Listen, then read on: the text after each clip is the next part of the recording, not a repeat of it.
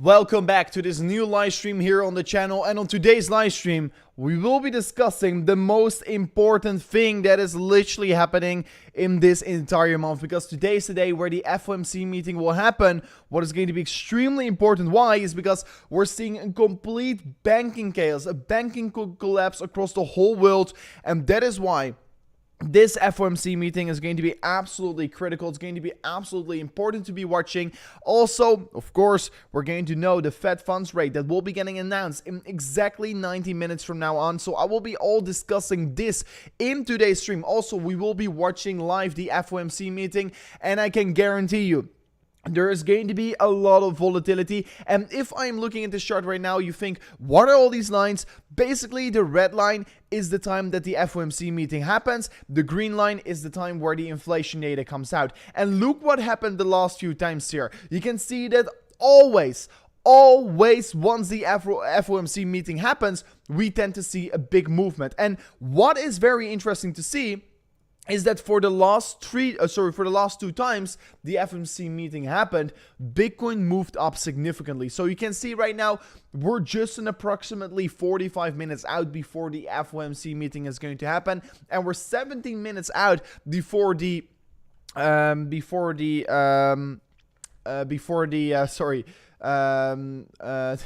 Federal Reserve interest rate hike decision will come. Sorry, I don't know what happened just at that moment. At the same time, what happened last time? Let me quickly discuss this before going in towards what my expectations are right now here. The last time the Fed funds rates got announced, and let me quickly go towards the last time here on the 30-minute chart, you can see that Bitcoin experienced a significant pump, but not on the point the Fed funds rate got announced. No, Bitcoin started to be pumping once Jerome Powell started to be talking. So what I am currently expecting is actually something very similar. I am not expecting Bitcoin is going to pump on the moment we're going to know the Fed funds rate. No, I expect Bitcoin is going to start pumping after Jerome is starting to talk, because probably he's got to be very dovish, because yeah, banks are collapsing, and probably he's going to say things about, of course, the Federal Reserve planning to print more than $2 trillion as a recovery fund for the US banking system. So it's going to be very important. It's going to be very volatile, and that's why it's going to be important to watch. So my projection, to go straight in towards this before going in my other analysis, is that basically Bitcoin is probably going to go down here. It's probably going to go down, and at the time of the meeting, at the time we know the Fed funds rates, it's probably not necessarily going to go up or down. It's going to be staying fairly stable, and at the time Jerome is going to start talking, we're going to see something like this, right? A big spike, a big move for Bitcoin basically in general. That's what I'm expecting. That is what happened last time around here.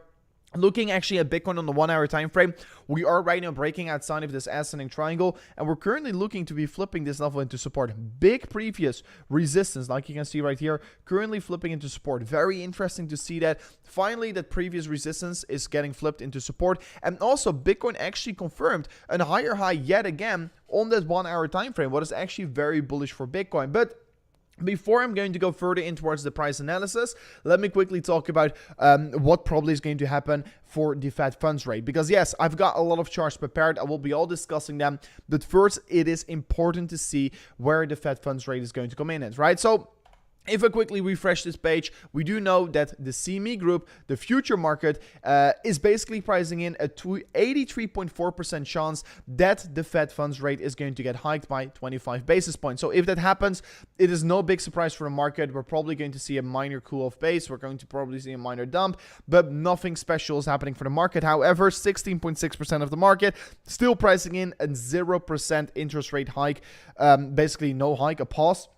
If that happens, it's going to be very bullish for Bitcoin, and I'm expecting Bitcoin is going to crash through $30,000 in no time if that happens. So it's going to be very interesting what is actually going to be happening, because a pause in the interest rate hikes could also be possible due to the fact that the US banking system is currently failing. So there is a possibility that that's going to happen. That will be very bullish for Bitcoin. If it's going to be 25, I think for the long term, it is also good for Bitcoin, because yeah, we can see that these banks are now able to function with high interest rates, and if the interest rates will even go higher, it will mean that they probably will more banks will fail in the future, what is in the end of the day very bullish for Bitcoin, because we can clearly see once the banks are failing, Bitcoin is doing an extremely good job here, and that is very interesting from this take, because what we can see right here is that actually the Federal Reserve central bank balance sheet has been increasing by 300 billion US dollars in just a matter of 1 week due to the fact that they're printing an emergency fund for the US banks that are currently collapsing. So it is very interesting. While the US banking system is actually failing in real time, we are still seeing that their projection is that they're still going to hike the interest rate. So that is very interesting. We're going to keep our eyes wide open on this one, and we will know this news in exactly 13 minutes and 16 seconds from now on. And if you're watching the stream, you will be knowing us first. You will know us first on where the Fed funds rate is going to come in at. So that's going to be very interesting to be watching. Of course, Bitcoin bouncing from support. If I'm looking at the 4-hourly time frame, we're running right now in the most important resistance. You can see it also in the 3-day time frame. This is the level to break here for Bitcoin. It's a very big previous support target, currently flipping into resistance for Bitcoin.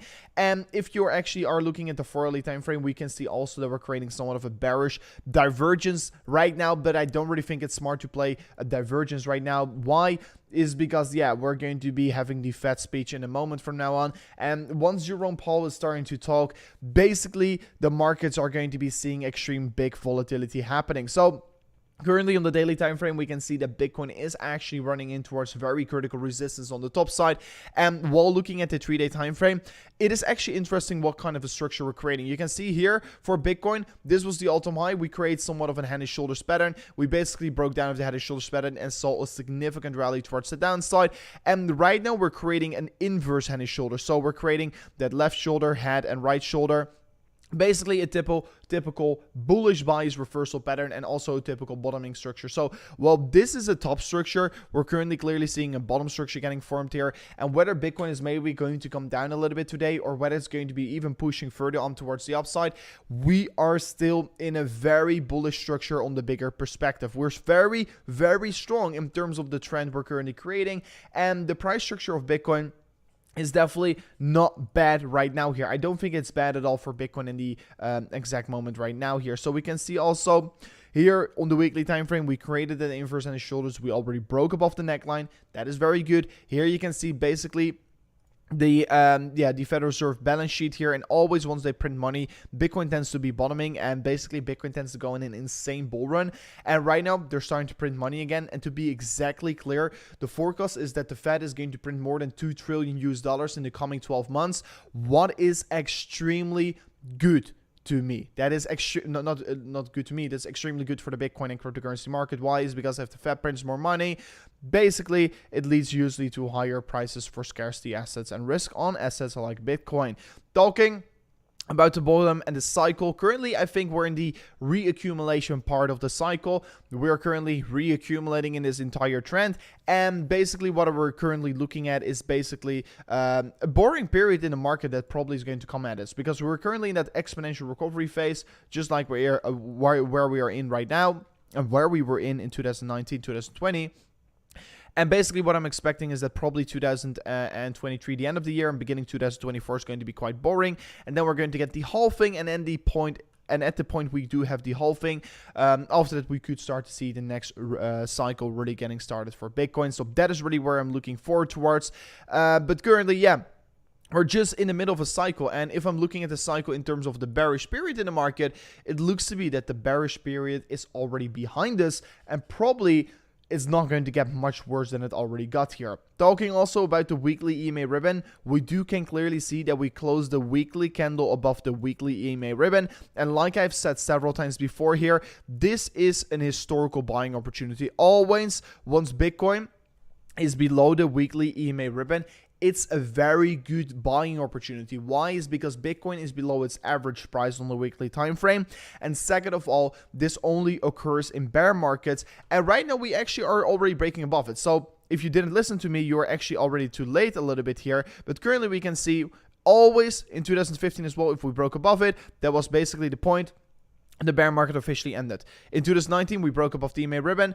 That is the point the bear market ended. And currently as well, we are breaking officially above the EMA ribbon, what is making it extremely good and bullish for markets in general. So that is a very good thing to see here. Let me quickly go over some more forecasts and some more real analysis what happened previously around on these Fed meetings, right? So this is a chart where we can see all the Fed meetings from history, because currently in 9 minutes from now on we will know the Fed funds rate, and in approximately 40 minutes from now on we will have the FOMC meeting, what would really determine what is going to go on here. So to be very clear, if I am looking back at the times of where the real volatility happens, it's not on the announcement of the Fed funds rate. No, it's on the Federal Reserve meeting. So make sure to stick in the stream, because the Federal Reserve meeting is the most important part. And probably Jerome Powell has to talk a little bit more dovish. I don't know exactly how. We have to see. But it's going to be very important on what kind of a tone he's going to have in that meeting, because you can see here, this is the red line, this is the point the Fed funds rate will be getting announced. So let me set it on the 50 minutes to make it even more clear for everyone out there watching. So this is the red line. On the red line, so in 8 minutes from now on, we will know the Fed funds rate. It's probably going to be 25 basis point. The entire market is pricing it in. If it's going to be a pause, it's going to be extremely bullish. So yeah, maybe if that happens, Bitcoin probably is going to pump up to $30,000 in no time. So I'm going to keep my eyes wide open on that one. I will also show you some trades I currently have open, because I am currently trading this, because I've got an anticipation and I've got a feeling where this market is heading towards next year. So if I'm looking at the last meeting here, so you can see on this red line, this was the point the Fed funds rate got announced. So at that point, the market didn't really move that much here. We also really already priced in what it is actually was going to be here. But after that, at the point Jerome Powell started to be talking, we saw first that fake out towards the downside. But after that, we saw a significant rally towards the upside. And to be exact, from the low to the high, it was an approximately 6.6% rally towards the upside. What is absolutely insane. To clarify, it's absolutely insane, that rally that we got. So to be sure, to show you this again here, the market really starts to move once Jerome Powell is starting to talk, and not on the Federal Reserve interest rate hike decision. So take that in account. Of course, probably we're going to see some more movement on this interest rate hike decision, because it's not like 99% priced in whether it's going to be a pause or whether it's going to be 25 basis points. So that is going to be very important to be watching right now here. And I'm going to keep my eyes wide open on this one for sure. But I think 25 basis points is the most likeliest scenario. And actually, 25 basis points, it's still somewhat of a pivot, right? So first they were doing 75, then they started doing 50, and last time they did 25, and now again 25. So it looks to be that they're coming towards the top. And the expectation, the pivot point, is somewhere what people are expecting, around 5.25% here. So let's see that maybe this is the last interest rate hike, or the second to last interest rate hike. So let's see what we're going to do here. But actually, the reason why I still think that the interest rate hike is good for Bitcoin is because the higher the interest rates go, the more banks will collapse, because banks can't afford to have high interest rates. The more banks collapse, the more stimulus there has to be. The more stimulus there has to be, the higher Bitcoin goes. So in the end of the day, is it really so bad for Bitcoin that the Federal Reserve interest rate goes higher? I mean, in the end of the day, it looks to be a good thing for Bitcoin, because the more banks are collapsing and the more we're seeing this happening, it's actually a fairly good thing for the market and the industry here. And also quickly, a thing I want to be showing you is this chart right here. Let me quickly show you this chart. This is the chart of the First Republic Bank, the next bank under big pressure in the US. It's absolutely crazy. Look at this candle. It went down from $140 to $12 a share. It's crazy. Banks are getting hammered in the US, also in Europe with Credit Suisse, and probably more banks will be collapsing anytime soon here. It's not looking great. It's not looking great, to be very honest. It's going to be very interesting where it's all going to come in at. And I'm going to keep you guys up to date here on today's stream here. It's going to be a very important one. We're going to be discussing it all, and we will be knowing more about the Fed funds rate in 5 minutes from now on.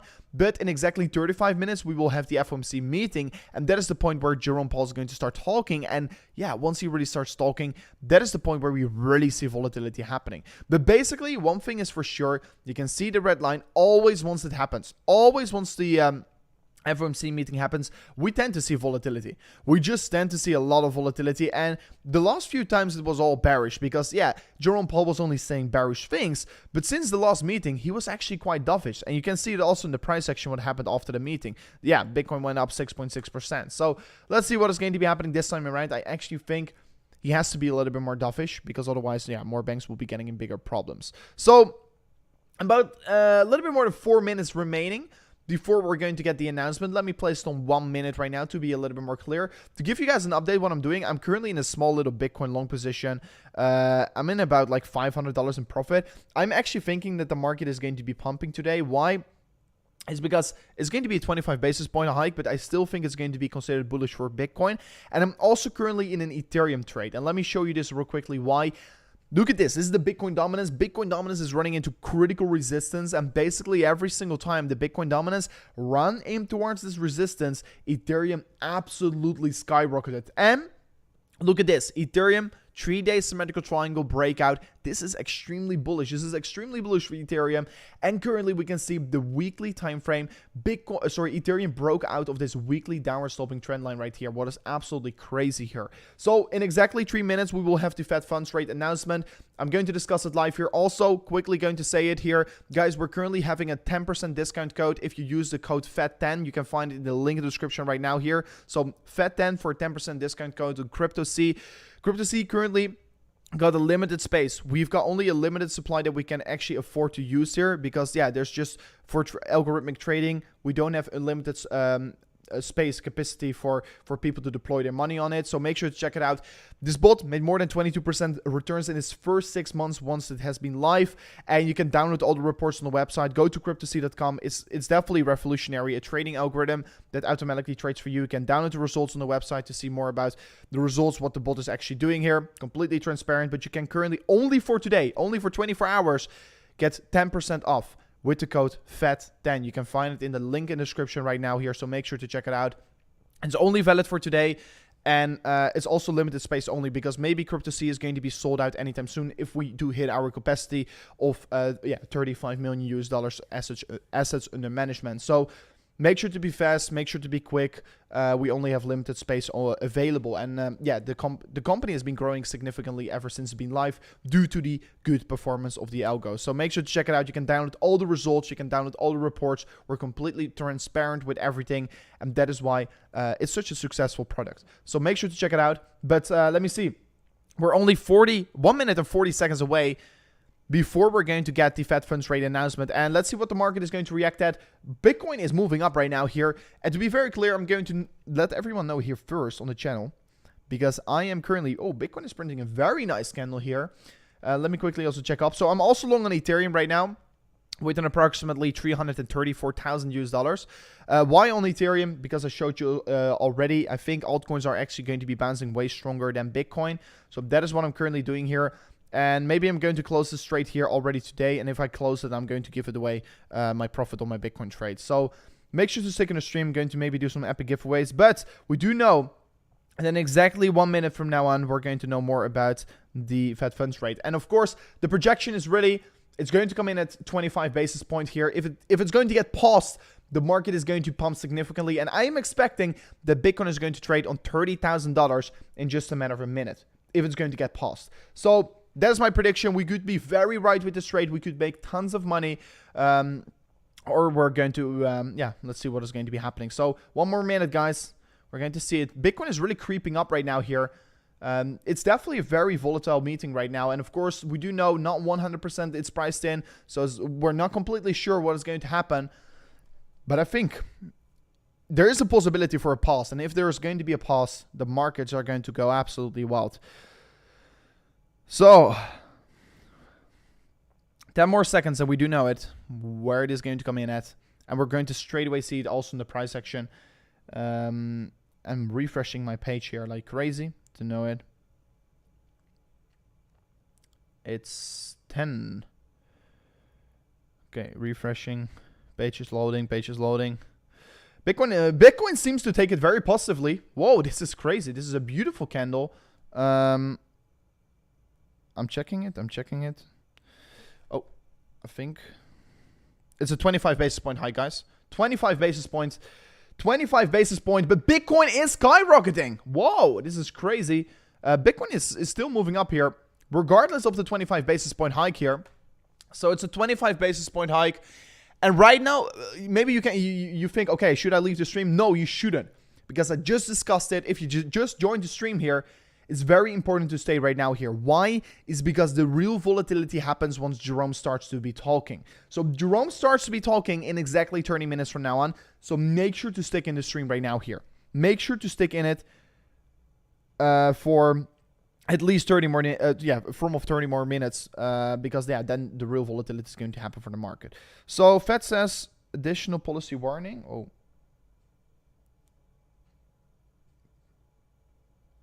Okay. So Fed median forecast shows a rate of 5.1% at the end of 2023 and a 4.3% rate at the end of 2024. Okay. So that's interesting. The Fed median forecast shows a rate of 5.1% of the end of 2023. So that's the forecast, that the federal funds rate is going to sit around.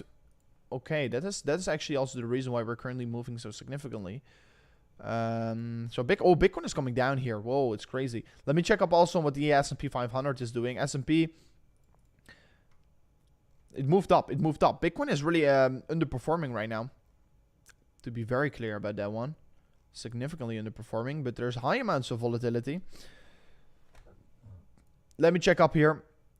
Boom, let me refresh this. Probabilities. So let me quickly look at the probabilities. So end of 2023, yeah, it's expected to be somewhere around 4% still. It's interesting. DXY dumping. Oh, that's actually very crazy. Let me check. DXY dumping should be bullish for Bitcoin. DXY is indeed dumping. DXY is indeed dumping due to the interest rate hike. Yeah, there's usually a lot of volatility around this hour once it comes out here. So we can currently see that the S&P 500 is actually once again above 4,000 points, but is also wicking significantly on the top side. Bitcoin also coming down, wicking basically still at the same price where it started at. So nothing really necessarily changed over here. So yeah, so far we're still waiting. Like I said, I am not expecting there's going to be a huge amount of volatility on the announcements of the Fed funds rate. No, I don't think so. So I've said this before, the real volatility hits, and I'm going to show you this again here before you leave. This is important to pay attention towards, because if you know, I mean, you must know right now, where is it? I think it was right here. Yeah, here. So this is the red line is the Fed funds rate announcement. And then approximately 30 minutes after that, Jerome starts to be talking. And that is where the volatility happens. You see? That's where we start to see the start of the move happening.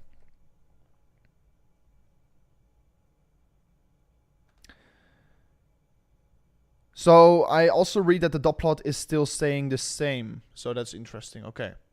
The dot plot stays the same. That's nice. 30K, 31K in 2 hours is possible. I mean, last time around, we moved 6% up once Jerome started to be talking. If we move 6% up, it's like, what is it, the 6% move from here on? I mean, 6% move is like crazy. 6% move is, since we are, of course, significantly higher, we're way above $31,000. So it's definitely possible. But I want to be pointing out that currently, if I look at the trend right now, Bitcoin is losing a little bit of momentum.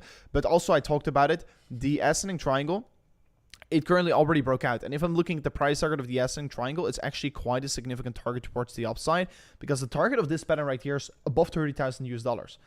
And you can clearly also see that this previous resistance right here is flipping into support right now. So that's actually a very good thing to see. So let's see. Plan B is also tweeting again. 2 year, yeah, Plan B is winning a lot right now, recently. He's back alive. So yeah, ascending triangle is actually breaking out right now for Bitcoin. But we're waiting. I mean, if I be very honest, if I just purely look at the strength of Bitcoin on the immediate short term, I don't really like it. In terms of its momentum. But yeah, if we can continue and push through on the meeting, it will be amazing. And actually, if I look at it, we're holding fairly strong. And looking with my trade, making like $900 right now here. Not all too much. Still waiting. But my real trade is on Ethereum. So I'm really looking at what is going to be happening with Ethereum, because we can currently see the Bitcoin dominance is still standing high. But I'm actually very convinced that we're actually going to start to see a retracement from the Bitcoin dominance right here. Movement up for the Ethereum pair and a movement down for the dollar index. So yeah, let's see what's going to happen. S&P 500 continues its move towards the upside right now here, above 4,000 points. And Bitcoin is also following here, approaching the $29,000 again. I mean, yeah, we already broke it. Oh no, we just broke it actually. We formed a new high. So Bitcoin broke also $29,000. That's actually quite a significant target. Bitcoin is moving, yeah, it's moving up again. Very nice to see. Ethereum is definitely lagging behind right now here. Not by much, but it's lagging behind for sure. That's unfortunate to see, but that's usually what happens on these kinds of events. So let's see if Ethereum can overtake in towards the meeting. But very convinced Ethereum can do good things here. So Bitcoin's still pushing back up here, making more than $1,200 profit right now. Quickly checking up here. So yeah, quickly also for XRP Army, congratulations for everyone who has been buying XRP. XRP, of course, has been surging more than 40% after the XRP cryptocurrency jumps. As investors hope that Ripple will win the legal battle against the SEC. There looks to be some lights in the darkness happening for... there looks to be some light in darkness for XRP Army. Since, yeah, it looks to be a little bit more of a stronger case in court right now here. Let me quickly check on the liquidations. Not a lot of liquidations are happening right now so far. But I expect the liquidations will turn up in towards the FOMC meeting, what is going to happen in 23 minutes. So make sure to stick in the stream. This is going to be the most important part of all of it. That's going to be important to be paying attention towards. Let me quickly check up on the funding rate. So the funding rate for Bitcoin is actually quite neutral right now here. It's actually like, it's quite negative across some exchanges even on altcoins, especially on Ethereum and especially the token margins. So it's quite good for Bitcoin. I think the short side is also very close towards the long side, so I don't really expect there has to be a big squeeze here.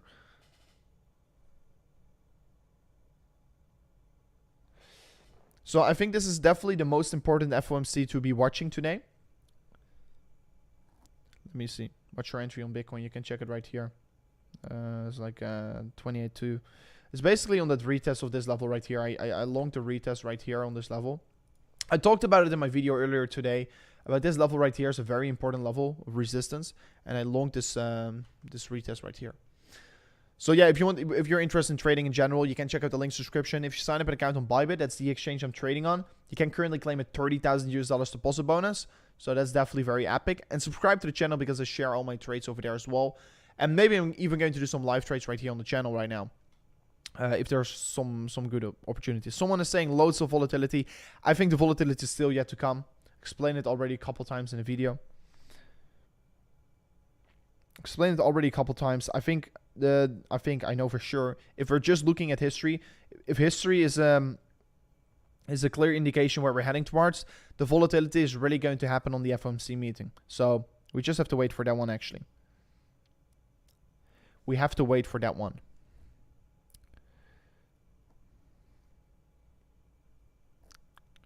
Let me see if there are some more questions here. S&P wicking, yeah.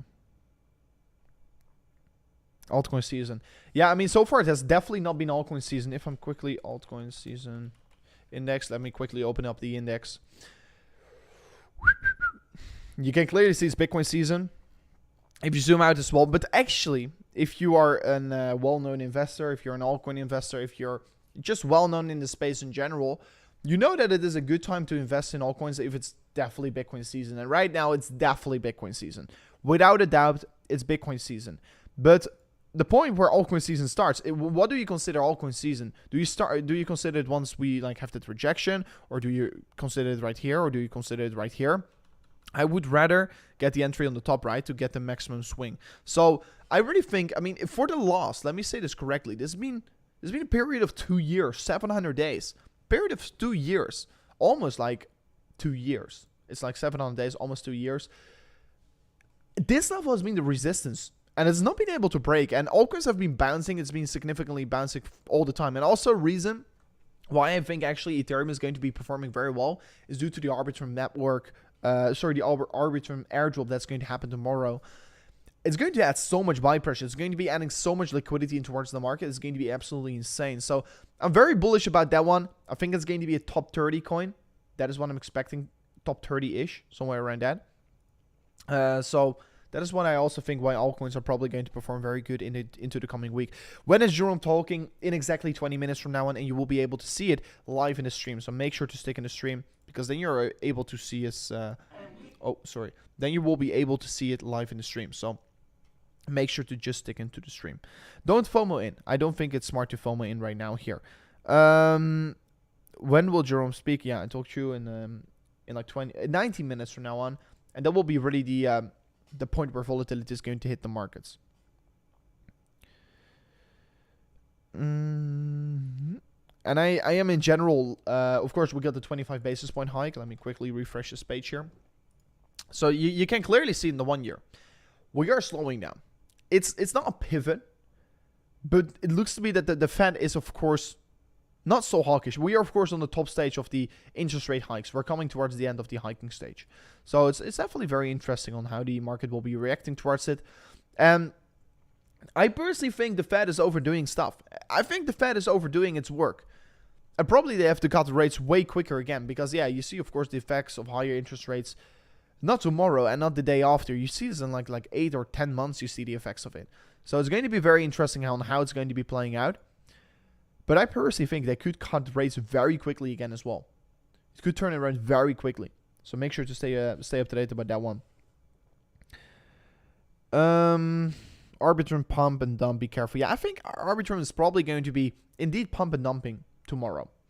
I don't think it's smart to buy in on launch day. I think what I will be waiting for tomorrow for Arbitrum once it launches, if it gets like a 60% retracement from whatever point, I'm going to be buying it. I think that's a good time. So I think Arbitrum is very considerably the same as Optimism. And if you're looking at Optimism, you can see this chart right here, right? So on the daily time frame or weekly time frame, you saw that significant drop. What is the drop from?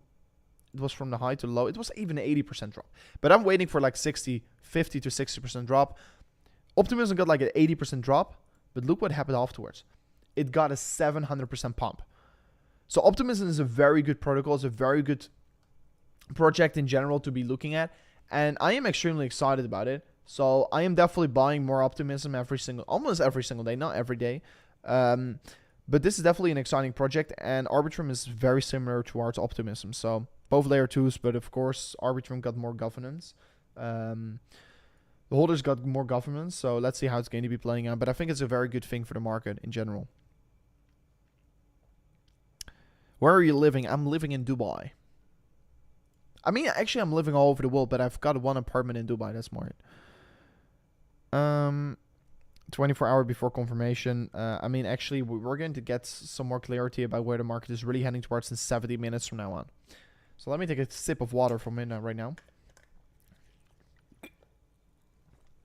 And actually, for my ETH trade, I got some more levels where I'm longing Ethereum. I'm currently long on Ethereum, and I am longing more levels. And let me quickly show you this level, what I'm longing. So on the 4 hour, I'm also longing this range right here. So boom, this level. So if Ethereum comes down to 1720, I'm also opening another long. Why? Is because I'm very convinced that altcoins are actually going to outperform Bitcoin. Very convinced about it. The Bitcoin dominance just makes me bullish for altcoins right now. And of course, we're seeing a lot of confirmations that probably this pump is not. Of course, it's coming towards a topping formation. It really depends what is going to be being said in the meeting. But if I'm looking at the structure right now on the market, we can actually see that we're creating somewhat of a rounding top structure, right? So this is actually quite a bearish market structure. It's a very bearish market structure. I'm not going to lie at all. So yeah, I'm going to keep my eyes wide open on this one. But it really depends what Jerome is going to say. After the meeting tomorrow and we still not broke above this structure and we still create these less exponential highs, I'm definitely going to be bearish for Bitcoin. Because yeah, then it's just not looking good. Because yeah, we're creating a rounding top purely from a market structure perspective. It's very bearish. It's not looking good. But still waiting what Jerome is going to say, and I think that Jerome probably is going to have a positive impact on the market. That's at least what I'm expecting. But purely looking at market structure, I don't think the market is looking so strong.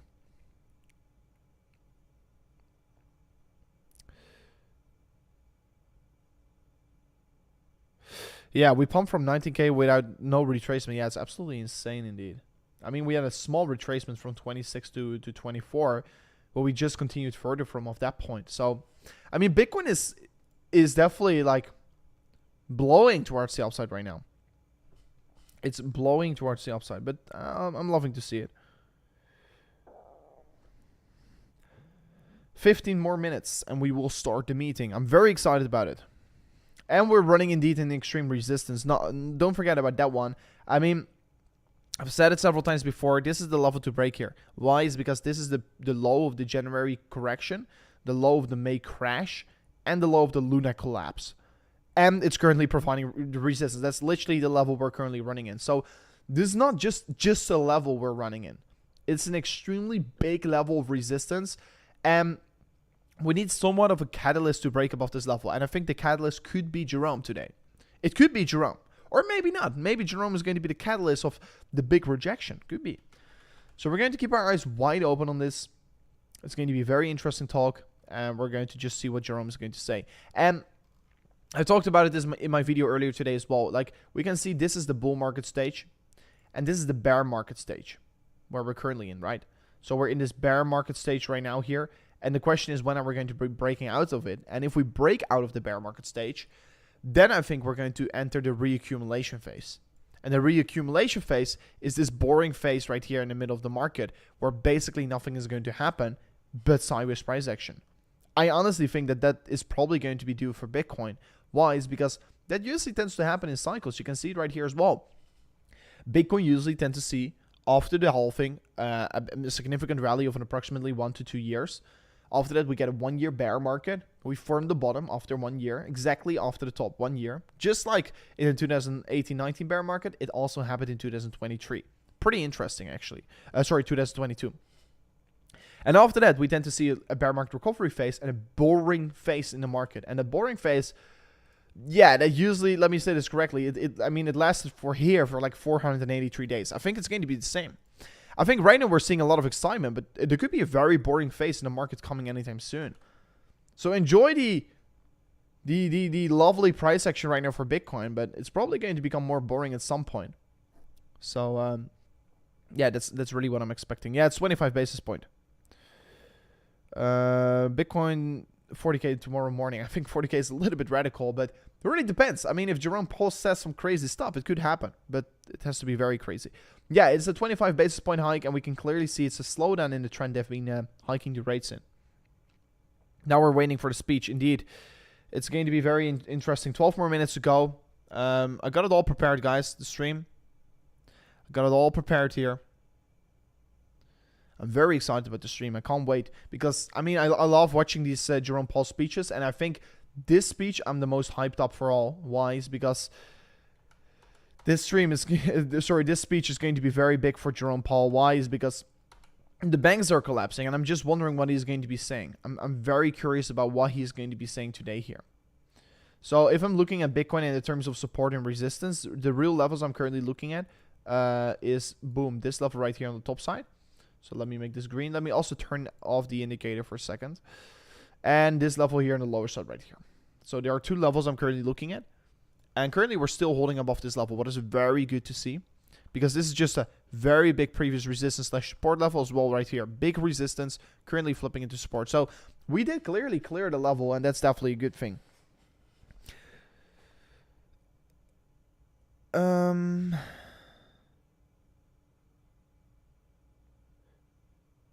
Can you do a poll for... Yeah, we can do a poll. Let's do a poll real quickly. Let me do a poll. I'm going to make a quick poll. And I'm going to ask you guys what happens first. 25K or 30K? I'm just curious what people are going to think here. By the way, we're currently watching with more than 1,700 people. We're waiting 10 more minutes before the Federal Reserve meeting starts, and then the real volatility kicks in. So make sure to subscribe to the channel. Don't forget to slap up the like button. Will be highly appreciated. I mean, we only got 300 likes. Let's smash it up towards 1,000. We can easily do it. We're watching with more than 1,700 people. So slap up the like button. Will be absolutely amazing. What do you think the price of Arbitrum is going to be tomorrow? I think around 80 cents towards $1.20. That's where I think the price will settle around. And of course, there could be bigger spikes up or down, but I think the price will settle somewhere around 80 cents to $1.20. So don't forget to subscribe to the channel, slap up the like button. I mean, we can definitely smash it up to 1,000 likes. That will be amazing. Arbitrage prediction, I think, yeah, I just told you. What do you think about XRP? XRP looks to be positively surprised with the lawsuit, so it's looking good. Any more correlation with the S&P? S&P has been almost the same as Bitcoin, but still we can see the dollar is coming down here. It's coming down to 100. That's actually quite low here. Look at the dollar index. It's coming down very quickly. So dollar index continues to go down. 30K looks legit. Yeah, 30K is definitely possible. It's definitely possible. It's not out of the books for sure.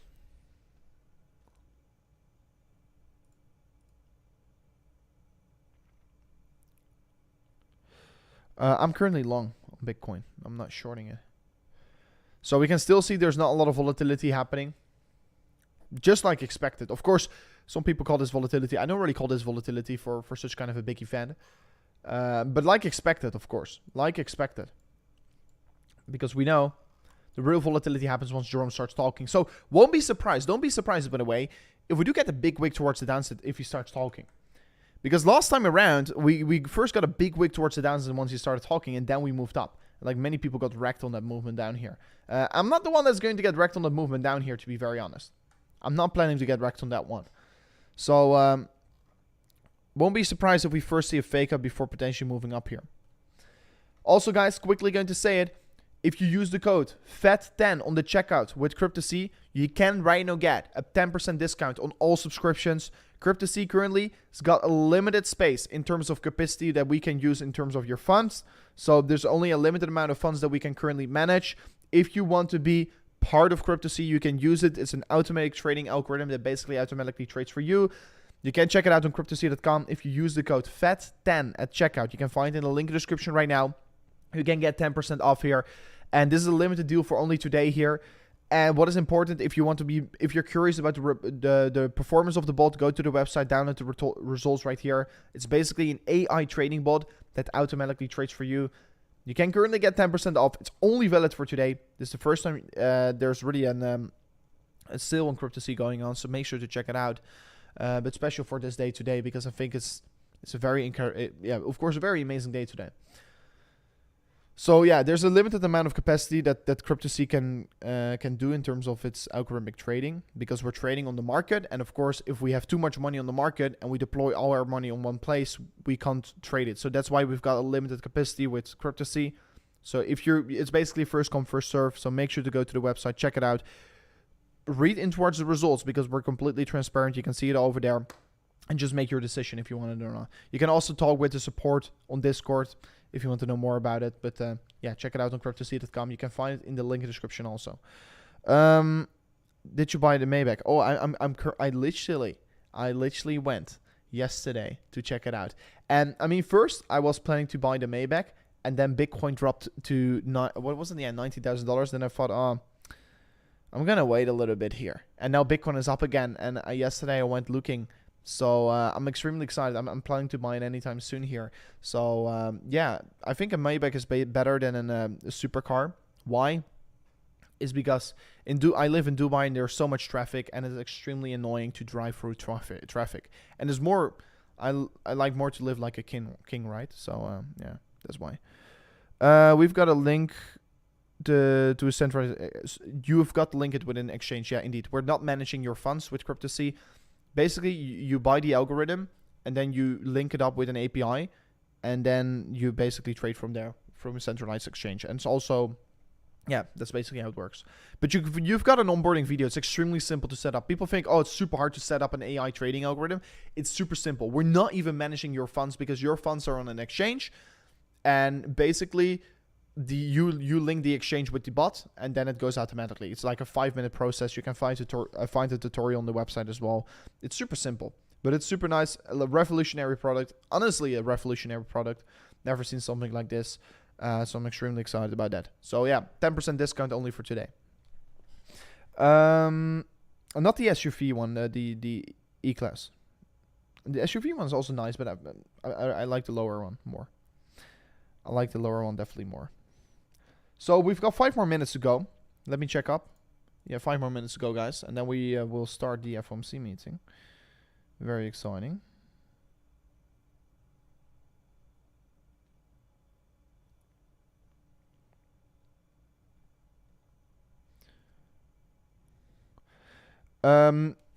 I'm from Dubai. Can I link Binance? Binance is almost like, I think next month you can also link it with Binance. But currently we use another exchange. But almost you can link it with Binance. Like from off like 2-3 weeks, maybe 4 weeks. So you can also link the bot with Binance. We're currently working on that integration and also more exchanges. So it's you can, if you're, I mean, I live in Dubai as well. You can make an account on a different exchange over there, and you can do it as well. So there's no problem for that. Can it be any exchange? So far, not any exchange, but not any exchange. Almost any exchange. So yeah, currently I'm in a small long here for Bitcoin, small profit, and my Ethereum trade is in a small loss right now, like 6K. But I'm very confident with this trade, and I'm still adding more margin to this trade as well. You can see right here, I'm adding 250,000 US dollars if Ethereum comes down to 1720. That's the level where I just talked about. So if Ethereum comes down to 1720, I'm going to add a significant amount of margin towards my trade. So yeah, I'm waiting what is going to be happening, but I'm very confident with this trade right now. Say hi and it will like. Hi. That's an amazing. Another like. So 3 more minutes to go and the FOMC meeting will start. So make sure to get ready here, guys. I'm going to watch it. We're going to watch it all together and potentially even open up some trades. And probably there's going to be a huge amount of volatility with this FOMC meeting. So it's going to be very exciting. You can see Bitcoin has been basically flat. Speech done by Jerome Powell. Yes, it will be done. Do you miss Holland? Yeah, I definitely miss Holland. I always go back in the summer. So this summer I will be back. I really miss it. What's your nickname on Instagram? Crypto Rover. It's exactly the same.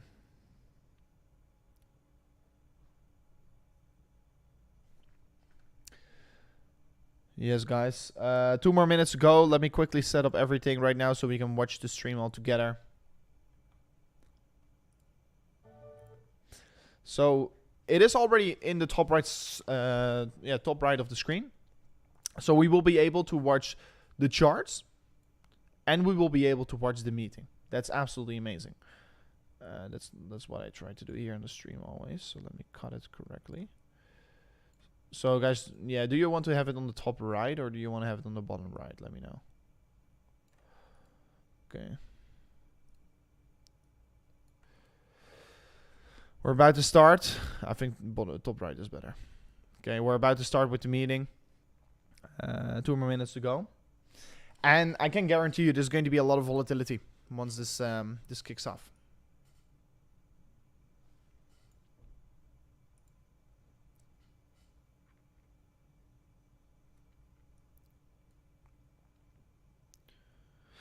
Food is definitely better in Dubai. Definitely better. The food in Holland is not bad, but in Dubai is definitely more good. Hula, when is the meeting? It's literally happening in 1 minute, so get ready.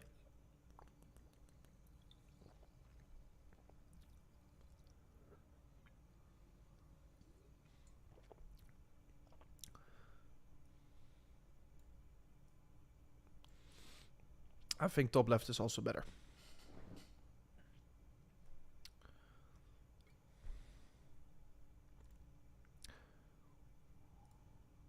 Okay, you hear the music as well. I will turn it off for now because this is absolutely terrible music that their DJ is having. Okay, it starts. Get ready, guys. It's going to be very exciting. I will turn my volume lower.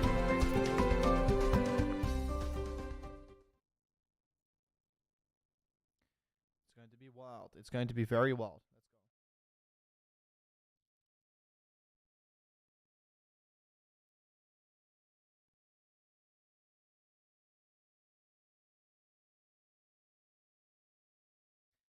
Nothing happening so far. Quickly tweeting it out, guys. That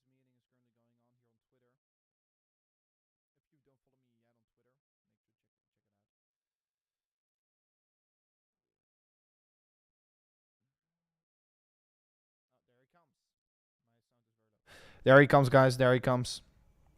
Jerome. Let's go. Good afternoon. Before discussing today's meeting, let me briefly address recent developments in the banking sector. In the past 2 weeks, serious difficulties at a small number of banks have emerged. History has shown that isolated banking problems, if left unaddressed, can undermine confidence in healthy banks and threaten the ability of the banking system as a whole to play its vital role in supporting the savings and credit needs of households and businesses. That is why, in response to these events, the Federal Reserve, working with the Treasury Department and the FDIC, took decisive actions to protect the U.S. economy and to strengthen public confidence in our banking system. These actions demonstrate that all depositors' savings and the banking system are safe. With the support of the Treasury, the Federal Reserve Board created the Bank Term Funding Program to ensure that banks that hold safe and liquid assets can, if needed, borrow reserves against those assets at par. This program, along with our long-standing discount window, is effectively meeting the unusual funding needs that some banks have faced and makes clear that ample liquidity in the system is available. Our banking system is sound and resilient with strong capital and liquidity. We will continue to closely monitor conditions in the banking system and are prepared to use all of our tools as needed to keep it safe and sound. In addition, we are committed to learning the lessons from this episode and to work to prevent events like this from happening again. Turning to the broader economy and monetary policy, inflation remains too high and the labor market continues to be very tight. My colleagues and I understand the hardship that high inflation is causing, and we remain strongly committed to bringing inflation back down to our 2% goal. Price stability is the responsibility of the Federal Reserve. Without price stability, the economy does not work for anyone. In particular, without price stability, we will not achieve a sustained period of strong labor market conditions that benefit all. The U.S. economy slowed significantly last year, with real GDP rising at a below-trend pace of 0.9%. Consumer spending appears to have picked up this quarter, although some of that strength may reflect the effects of swings in the weather across the turn of the year. In contrast, activity in the housing sector remains weak, largely reflecting higher mortgage rates. Higher interest rates and slower output growth also appear to be weighing on business fixed investment. Committee participants generally expect subdued growth to continue. As shown in our summary of economic projections, the median projection for real GDP growth stands at just 0.4% this year and 1.2% next year, well below the median estimate of the longer-run normal growth rate. And nearly all participants see the risks to GDP growth as weighted to the downside. Yet the labor market remains extremely tight. Job gains have picked up in recent months, with employment rising by an average of 351,000 jobs per month over the last 3 months. The unemployment rate remained low in February at 3.6%. The labor force participation rate has edged up in recent months, and wage growth has shown some signs of easing. However, with job vacancies still very high, labor demand substantially exceeds the supply of available workers. FOMC participants expect supply and demand conditions in the labor market to come into better balance over time, easing upward pressures on wages and prices. The median unemployment rate projection in the SEP rises to 4.5% at the end of this year and 4.6% at the end of next year. Inflation remains well above our longer-run goal of 2%. Over the 12 months ending in January, total PCE prices rose 5.4%, excluding the volatile food and energy categories. Excluding those, core PCE prices rose 4.7%. In February, the 12-month change in the CPI came in at 6%, and the change in the core CPI was 5.5%. Inflation has moderated somewhat since the middle of last year, but the strength of these recent readings indicates that inflation pressures continue to run high. The median projection in the SEP for total PCE inflation is 3.3% for this year, 2.5% next year, and 2.1% in 2025. The process of getting inflation back down to 2% has a long way to go and is likely to be bumpy. Despite elevated inflation, longer-term inflation expectations appear to remain well anchored, as reflected in a broad range of surveys of households, businesses, and forecasters, as well as measures from financial markets. The Fed's monetary policy actions are guided by our mandate to promote maximum employment and stable prices for the American people. My colleagues and I are acutely aware that high inflation imposes significant hardship as it erodes purchasing power, especially for those least able to meet the higher costs of essentials like food, housing, and transportation. We are highly attentive to the risks that high inflation poses to both sides of our mandate, and we are strongly committed to returning inflation to our 2% objective. At today's meeting, the committee raised the target range for the federal funds rate by a quarter percentage point, bringing the target range to 4.75% to 5%. And we are continuing the process of significantly reducing our securities holdings. Since our previous FOMC meeting, economic indicators have generally come in stronger than expected, demonstrating greater momentum in economic activity and inflation.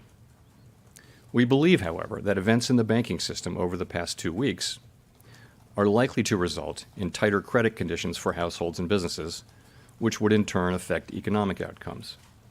It is too soon to determine the extent of these effects, and therefore too soon to tell how monetary policy should respond.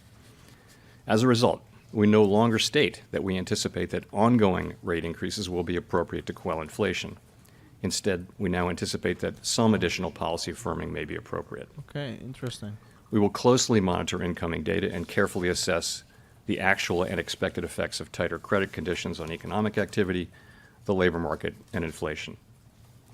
And our policy decisions will reflect that assessment. In our SEP, each FOMC participant wrote down an appropriate path for the federal funds rate based on what that participant judges to be the most likely scenario going forward. If the economy evolves as projected, the median participant projects that the appropriate level of the federal funds rate will be 5.1% at the end of this year, 4.3% at the end of 2024, and 3.1% at the end of 2025. These are little changed from our December projections, reflecting offsetting factors. These projections are not a committee decision or plan. If the economy does not evolve as projected, the path for policy will adjust as appropriate to foster our maximum employment and price stability goals. We will continue to make our decisions meeting by meeting based on the totality of the incoming data and their implications for the outlook for economic activity and inflation. We remain committed to bringing inflation back down to our 2% goal and to keep longer-term inflation expectations well anchored. Reducing inflation is likely to require a period of below-trend growth and some softening in labor market conditions. Restoring price stability is essential to set the stage for achieving maximum employment and stable prices over the longer run. To conclude, we understand that our actions affect communities, families, and businesses across the country. Everything we do is in service to our public mission. We at the Fed will do everything we can to achieve our maximum employment and price stability goals. Thank you. I look forward to your questions. Thank you. Colby Smith with the Financial Times. How confident is the committee that the recent stress that we've seen, and you've alluded to, is contained at this point, and that deposit flight among mid-sized lenders in particular has ceased? Thanks. So I guess our view is that the banking system is sound and it's resilient. It's got strong capital and liquidity. We took powerful actions with Treasury and the FDIC, which demonstrate that all depositors' savings are safe and that the banking system is safe. Deposit flows in the banking system have stabilized over the last week. And the last thing I'll say is that we're undertaking a thorough internal review that will identify where we can strengthen supervision and regulation. Okay, just a quick follow-up. I mean, given all of the stress and the uncertainty that you've also alluded to in the statement, how seriously was a pause considered for this meeting? So we did consider that in the days running up to the meeting, and you see the decision that we made, which I'll say a couple things about. First, it was supported by a very strong consensus, and I'll be happy to explain why. And really it is that the intermeeting data on inflation and the labor market came in stronger than expected. And really before the recent events, we were clearly on track to continue with ongoing rate hikes. In fact, as of a couple of weeks ago, it looked like we'd need to raise rates over the course of the year, more than we'd expected at the time of the SCP in December, the time of the December meeting. We are committed to restoring price stability, and all of the evidence says that the public has confidence that we will do so, that we'll bring inflation down to 2% over time. It is important that we sustain that confidence with our actions as well as our words. So we also assess, as I mentioned, that the events of the last 2 weeks are likely to result in some tightening of credit conditions for households and businesses, and thereby weigh on demand, on the labor market, and on inflation. Such a tightening in financial conditions would work in the same direction as rate tightening. In principle, as a matter of fact, you can think of it as being the equivalent of a rate hike, or perhaps more than that. Of course, it's not possible to make that assessment today with any precision whatsoever. So our decision was to move ahead with a 25 basis point hike and to change our guidance, as I mentioned, from ongoing hikes to some additional hikes some policy firming may be appropriate. So going forward, as I mentioned, in assessing the need for further hikes, we'll be focused, as always, on the incoming data and the evolving outlook, and in particular on our assessment of the actual and expected effects of credit tightening.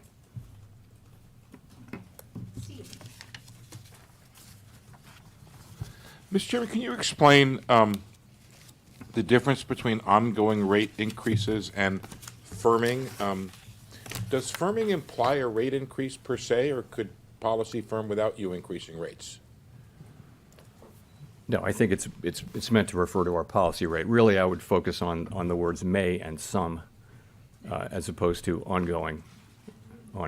So we clearly were, what we were doing there was taking on board trying to reflect the uncertainty about what will happen. I mean, it's possible that this will turn out to have very modest effects. These events will turn out to be very, very modest effects on the economy, in which case, and inflation will continue to be strong, in which case, the path might look different. It's also possible that this potential tightening will contribute significant tightening in credit conditions over time, and in principle, if that means that monetary policy may have less work to do. We simply don't know. So, do you have concerns that the hike you did today could further exacerbate the problem in the banks? No, I mean, with our monetary policy, we're really focused on macroeconomic outcomes. In particular, we're focused on this potential credit tightening and what can that produce in the way of tighter credit conditions. I think when we think about the situation in the banks, we're focused on our financial stability tools, in particular our lending facilities, the discount window, and also the new facility.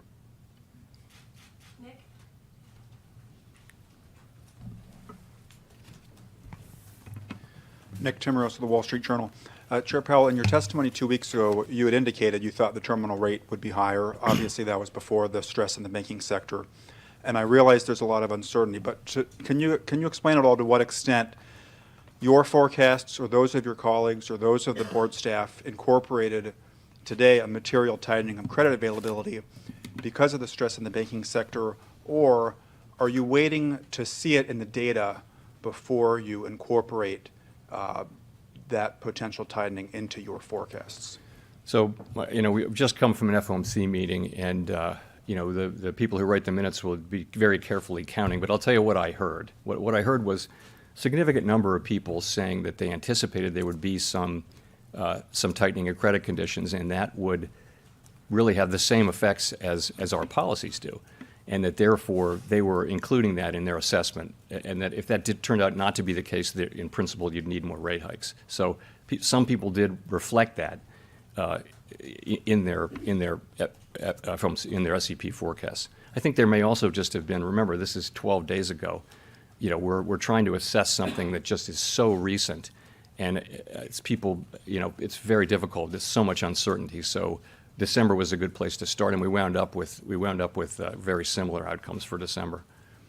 And in a way, the data in the first 5 weeks of the intermeeting period, pointed to stronger inflation and stronger labor markets. So that pointed to higher rates, and then this latter part, kind of the possibility of credit conditions tightening, really offset that effectively. To follow up, have you considered at all whether your primary tool, the funds rate, is going to be enough to sustain the kind of tighter financial conditions that you believe will be necessary without doing significant damage to the banking sector? Have you, for example, considered changing reserve requirements, selling assets out of the system, open market account, as a way to better achieve tighter financial conditions that don't accelerate deposit erosion, for example, from banks? We know that we have other tools in effect, but no, we think our monetary policy tool works, and we think, many banks, our rate hikes were well telegraphed to the market, and many banks have managed to handle them. Victoria. Hi, Victoria Guida with Politico. I wanted to ask, you, along with the FDIC and the Treasury, the Fed Board decided to invoke the systemic risk exception to allow uninsured depositors to be protected at these two banks. And I was just wondering if you could speak to why that decision was made. Was it purely a confidence issue, or was there a concern that there would be some sort of economic contagion or financial contagion from the failure of these banks? The issue was really not about those specific banks, but about the risk of a contagion to other banks and to the financial markets more broadly. That was the issue. Okay, and then can you also, just to follow up, can you speak to the role that you will be playing in the Fed's internal investigation on its supervision and regulation? So Vice Chair Barr is of course leading that review, and he's responsible for it in his capacity as Vice Chair for Supervision. I realized, right away that there was going to be a need for a review. I mean, the question we were all asking ourselves over that first weekend was, how did this happen? And so what we did was early Monday morning we sat down and said, let's do this, and he was obviously going to lead it in his capacity. So I don't, my role was to announce it, and I get briefed on it, but I'm not involved in the work of it.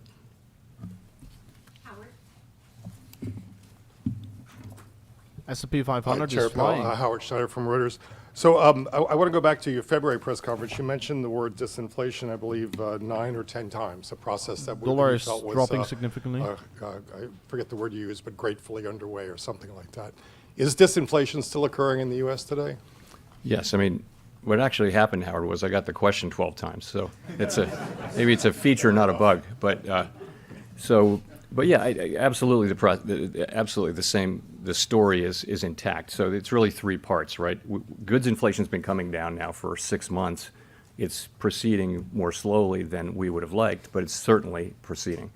Housing services is really a matter of time passing. We continue to see the new leases being signed at much lower levels of inflation. So that's 44% of the core PCE index, where you've got a story that's ongoing.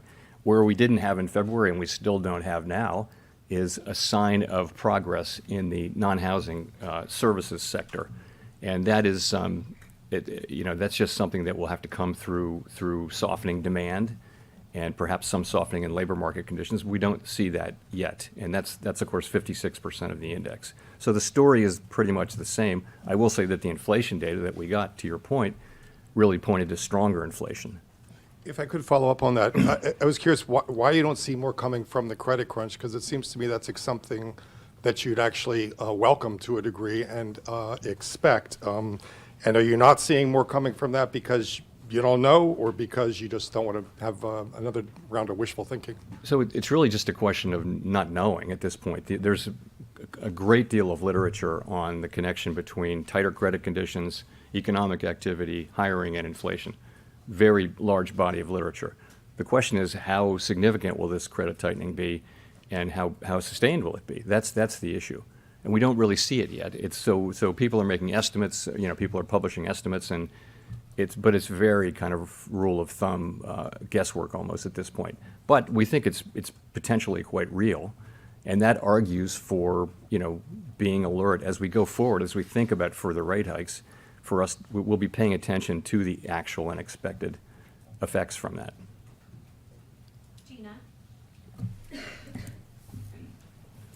Hi, Chair Powell. Gina Smilik from the New York Times. Thank you for taking our questions. I wonder if you could talk a little bit, I know that you've got your internal review coming, but I wonder if you could talk a little bit about what you think happened with oversight at Silicon Valley Bank and whether this suggests that something about regulation and supervision needs to actually change going forward.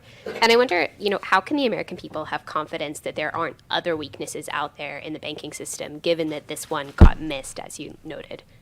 So let me say what I Bitcoin. think happened, and then I'll come to the questions around supervision. So at a basic level, Silicon Valley Bank management failed badly. They grew the bank very quickly. They exposed the bank to significant liquidity risk and interest rate risk, didn't hedge that risk. We now know that supervisors saw these risks and intervened. We know that the public saw all this. We know that SVB experienced an unprecedentedly rapid and massive bank run. So this is a very large group of connected depositors, concentrated group of connected depositors, and a very, very fast run, faster than the historical record would suggest. So as for us, so for our part, we're doing a review of supervision and regulation. My only interest is that we identify what went wrong here. How did this happen is the question. What went wrong? Try to find that. We will find that. And then make an assessment of what are the right policies to put in place so that it doesn't happen again, and then implement those policies.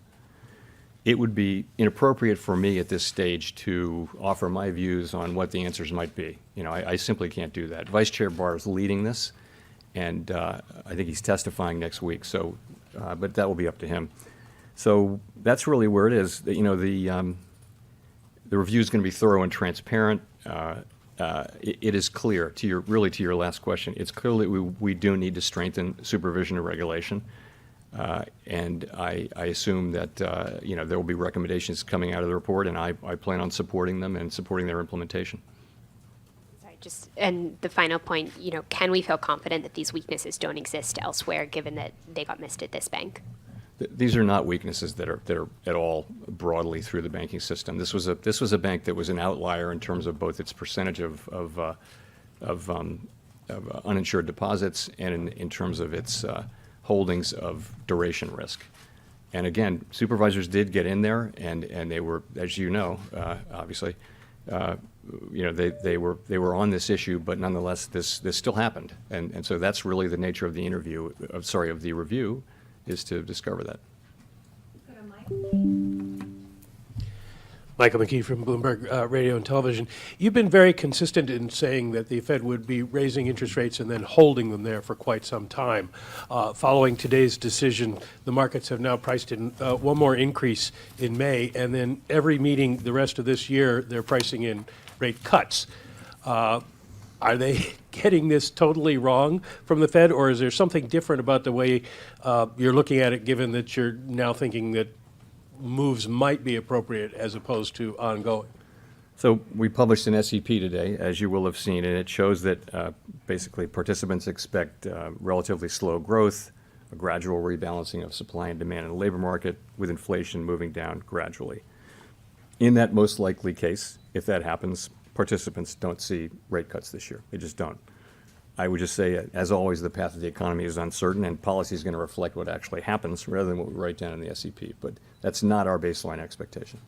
Well, if I could follow up and ask, as you look forward into the rest of the year here, are you saying that what you see and the 5.1% basically consensus is based on it will be sufficiently restrictive, or is it leavened by the idea of you don't know what's going to happen? In other words, what should people think about in terms of how the Fed thinks about how far it is from the terminal? It's going to depend. Remember, we're looking, for purposes of our monetary policy tool, we're looking at what's happening among the banks and asking, is there going to be some tightening in credit conditions? And then we're thinking about that as effectively doing the same thing that rate hikes do. So in a way, that substitutes for rate hikes. So the key is we have to have policies got to be tight enough to bring inflation down to 2% over time. It doesn't all have to come from rate hikes. It can come from tighter credit conditions. So that we're looking at, and it's highly uncertain how long this situation will be sustained or how significant any of those effects would be. So we're just going to have to watch. In the meantime, and obviously at the end of the day, we will do enough to bring inflation down to 2%. No one should doubt that. Let's go to Rachel Siegel.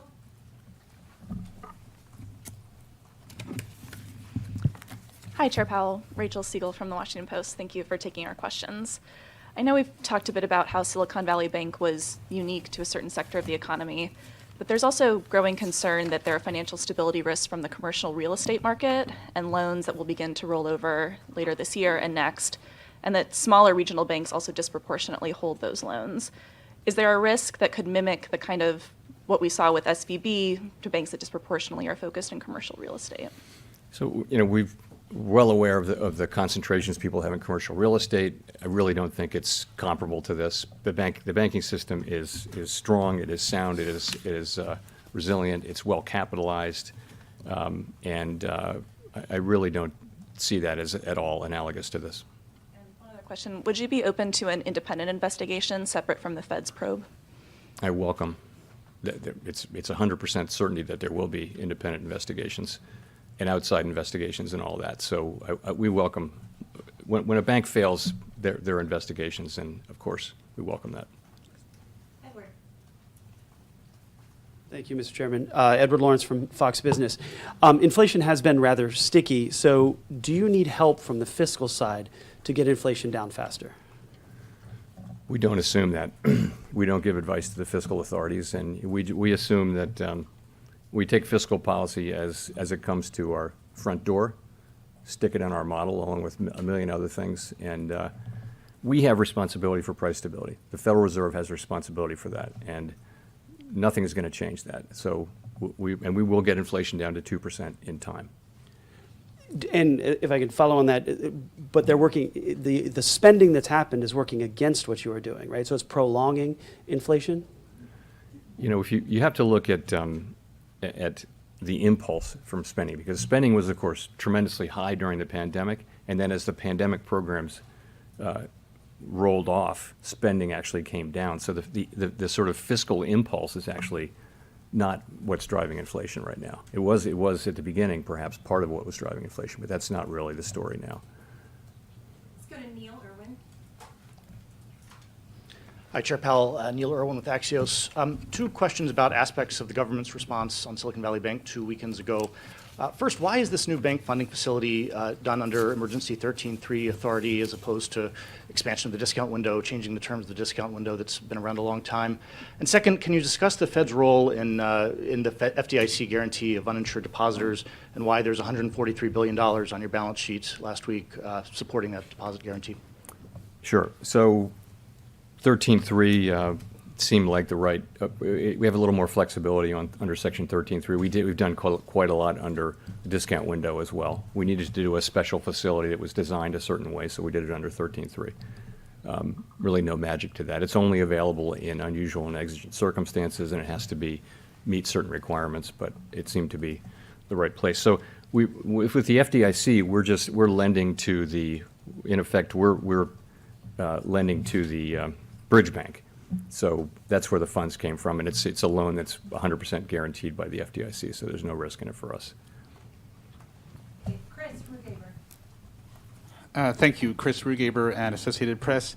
The SEP suggests one more rate hike, as does the change in the language in the statement, in which suggests that you're perhaps nearing the end of a cycle of rate hikes. Do you feel, though, that if inflation remains high, you'll be able to resume additional hikes as needed, or have you somewhat tied your hands here with these signals about rate hikes coming to an end? No, Thank you. absolutely not. No, if we need to raise rates higher, we will. I think for now, though, as I've mentioned, we see the likelihood of credit tightening. We know that can have an effect on the macroeconomy, on demand, on labor market, on inflation, and we're going to be watching to see what that is. And we'll also be watching what's happening with inflation and in the labor market. So we'll be watching all those things, and of course we will eventually get to tight enough policy to bring inflation down to 2%. We'll find ourselves at that place. Kyle. Hi, Chair Powell. Thanks for taking the question. Kyle Campbell with American Banker.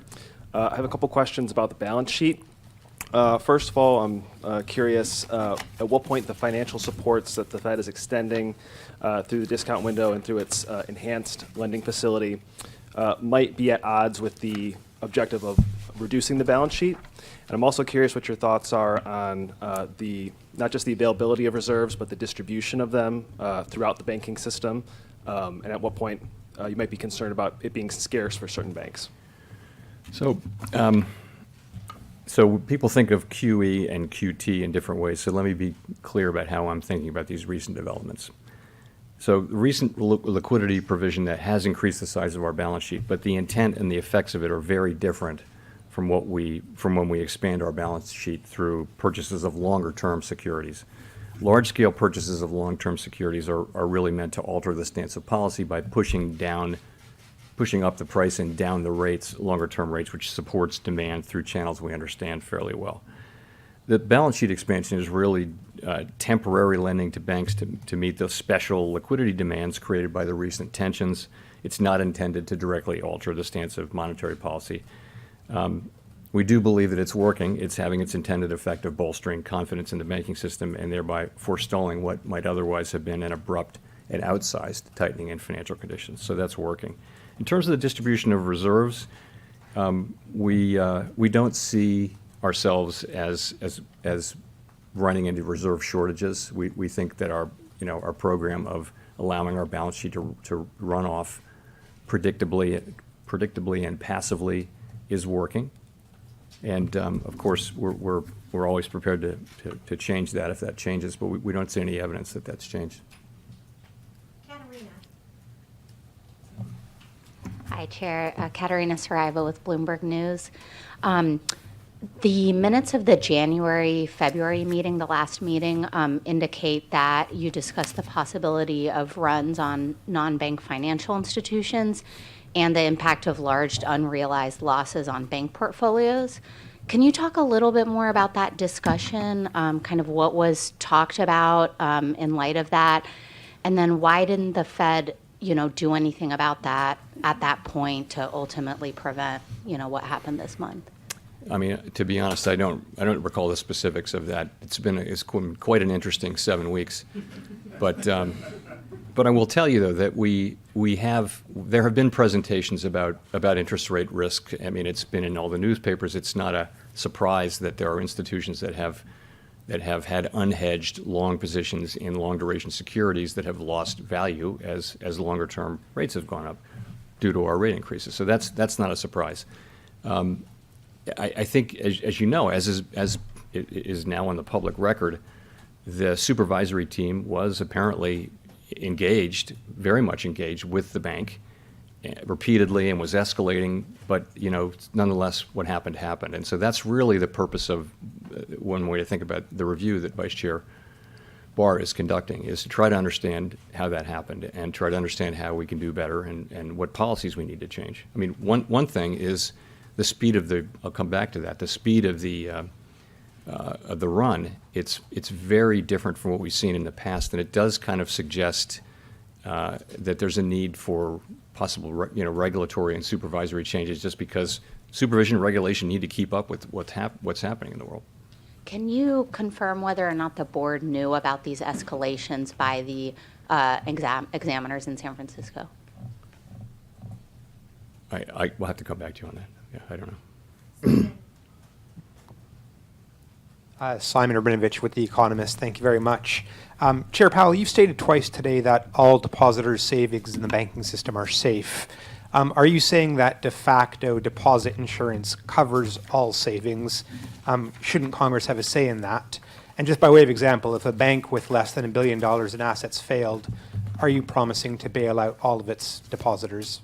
Thanks. Well, I'm not saying anything more than I'm saying. So, but what I'm saying is you've seen that we have the tools to protect depositors when there's a threat of serious harm to the economy or to the financial system, and we're prepared to use those tools. And I think depositors should assume that their deposits are safe. Let's go to Greg Robb. Thank you, Chair Powell. Greg Robb from MarketWatch. I was wondering if you could give us a little bit more color. You gave just a little bit of color. You said during the first week of the Silicon Valley weekend, you said the question you guys asked was, how did this happen when you saw Silicon Valley Bank? So I was wondering if you could go to the Credit Suisse merger. I mean, wasn't that the big gorilla in the room? Didn't you breathe a sigh of relief when that merger happened? Thanks. Sure. So, that was really the Swiss government. We, of course, were following it over the course of the weekend, and we were engaged with their authorities in the way that you would expect, all the ways that you would expect.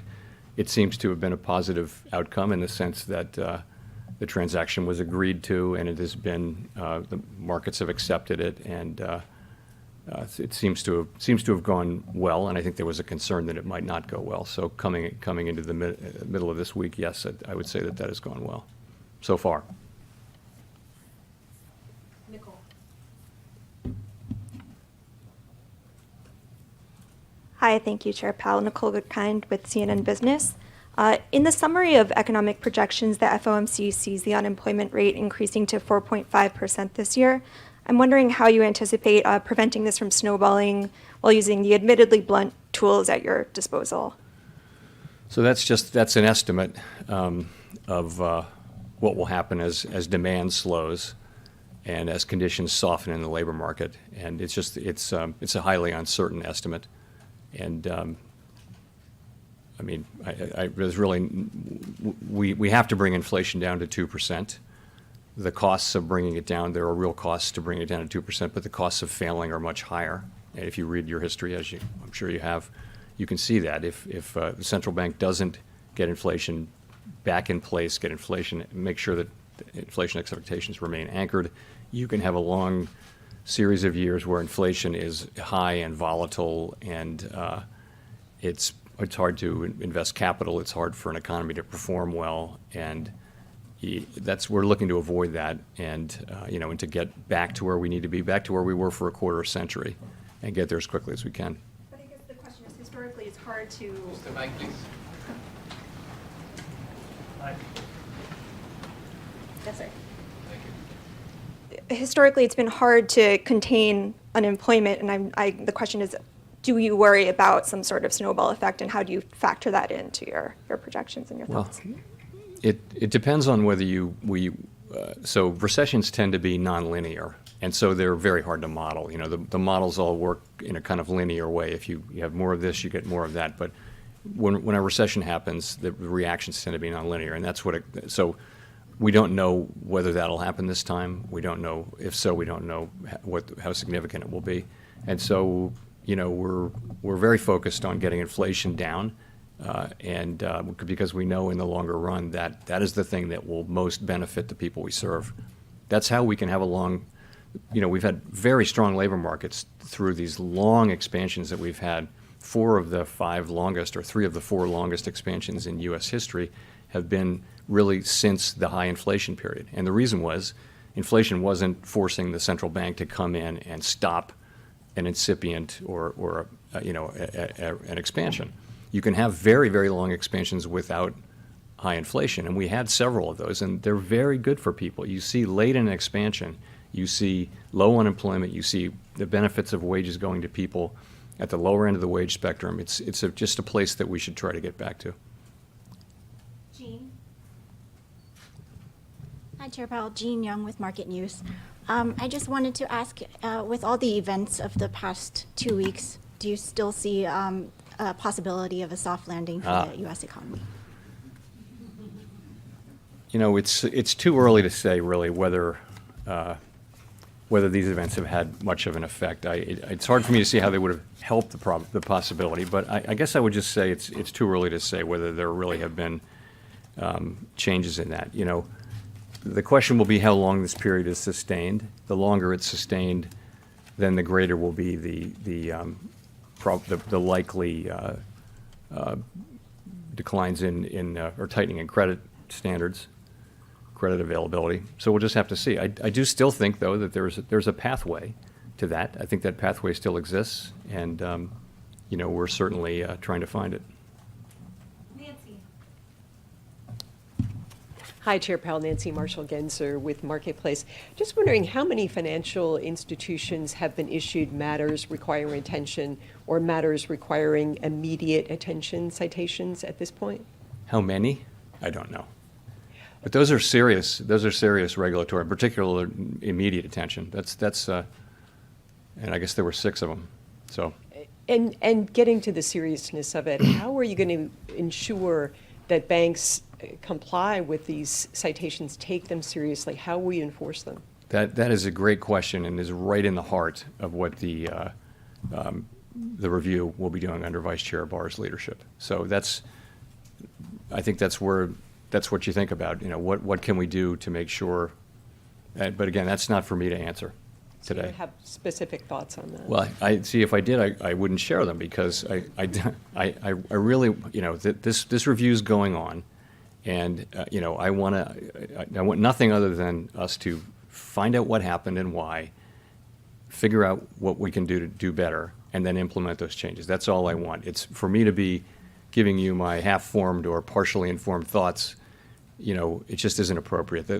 There's a real serious review going on with people from all over the Federal Reserve System who are not connected to this, to this work, not connected to this bank, and under again Vice Chair Barr's leadership, and I'm confident that it will produce a satisfactory result. Okay, we'll go to Jennifer for the last question. Thank you, Chair Powell. Jennifer Schonberger with Yahoo Finance. Curious, how do you view financial conditions right now? If credit becomes expensive enough, choking off growth, as you said you're watching for, would that situation warrant a rate cut? What situation would warrant a rate cut? And have the bank failures prompted any discussion around changing the implementation of the balance sheet runoff? Thank you. So we haven't really talked about changing the balance sheet implementation. That's not something we've discussed yet. As I mentioned, we're always willing to change that if we conclude that it's appropriate, but we're really not seeing any signs there. Sorry, then the question before that was, just give me a... Curious how you view financial conditions now, and if credit were okay. to tighten enough, if that would prompt a rate cut. So,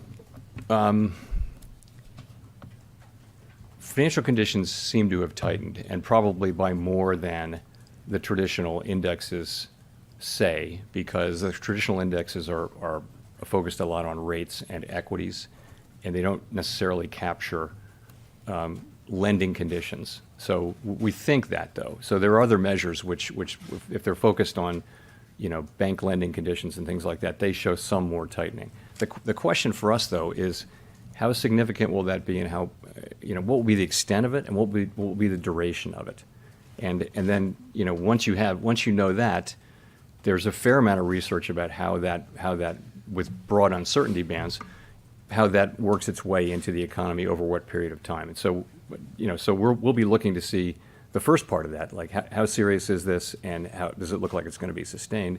And if it is, it could easily have a significant macroeconomic effect, and we would factor that into our policy decisions. I mentioned with rate cuts, rate cuts are not in our base case, so that's all I have to say. So, Thank you. thank you very much.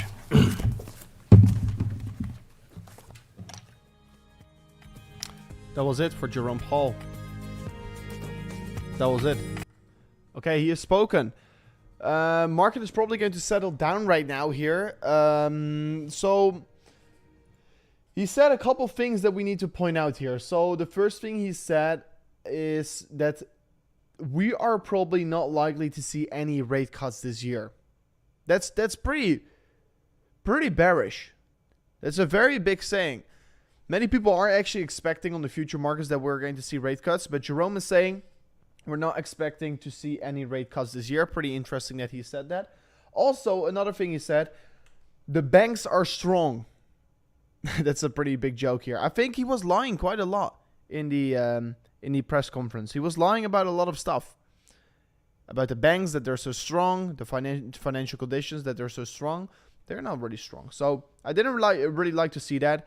However, the meeting is right now behind us, and yeah, the market can settle down here. Bitcoin down 2.5% ever since it started. Yeah, it's down like 4.5% from its high right there.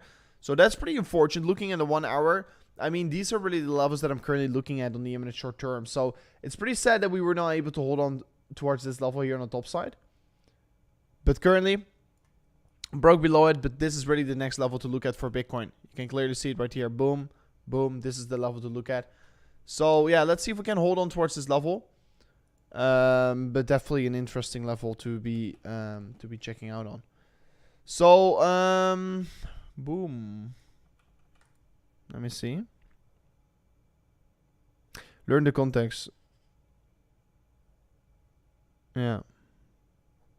Yeah, indeed. It's very weird language that he was using. But nevertheless, the market is settling down again. Looking at the dollar index, we actually came down quite significantly.